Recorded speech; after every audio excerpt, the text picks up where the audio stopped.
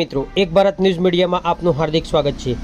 અરવલ્લી જિલ્લામાં મોડાસા ખાતે સેવા પ્રસરતી સંસ્થાઓ ડૉક્ટર રસિકલાલ શાહ સાર્વજનિક હોસ્પિટલ અને લાયન્સ ક્લબ મોડાસા સંચાલિત બહેરા મૂંગા શાળા અને છાત્રાલય તેમજ દિવ્યાંગ માટે આઈટીઆઈ અને દિવ્યાંગ છાત્રાલય તેમજ રેડ ક્રોસ સોસાયટી નરસિંહ મહેતાએ ભજનમાં જણાવેલ છે કે વૈષ્ણવજન તો તેને કહીએ જે પીર પડાઈ જાણે રે, પર દુઃખે ઉપકાર કરે તો એ મન અભિમાન ન આણે રે।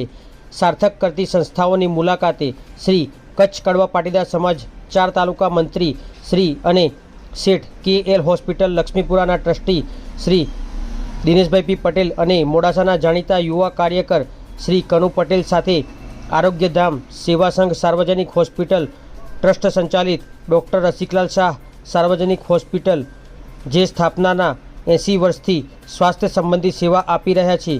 આ સંસ્થાના ઓફિસ સુપ્રિન્ટેન્ડન્ટ શ્રી રાકેશ પટેલ સાથે તમામ વિભાગની મુલાકાત લઈ પ્રભાવિત થયેલા હતા અને કામગીરીને બિરદાવી તમામ ટ્રસ્ટીશ્રીઓનો આભાર વ્યક્ત કર્યો। આ સાથે લાયન્સ ક્લબ સોસાયટી મોડાસા સંચાલિત 1969માં સંસ્થાની શરૂઆત થઈ। દિવ્યાંગ બાળકો 200 ઉપરાંત અભ્યાસ કરે છે, સાથે સાથે નિઃશુલ્ક રહેવાની વ્યવસ્થા કરી રહેલ છે।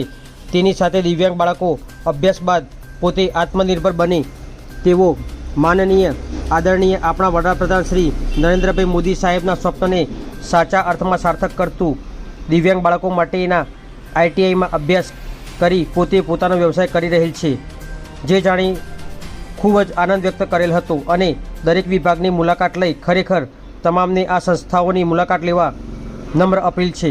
આ સાથે મોડાસામાં તાજેતરમાં થયેલ રેડ ક્રોસ સોસાયટી દ્વારા ભરતભાઈ પરમાર અને તેમની ટીમને પણ કામગીરી બિરદાવી હતી।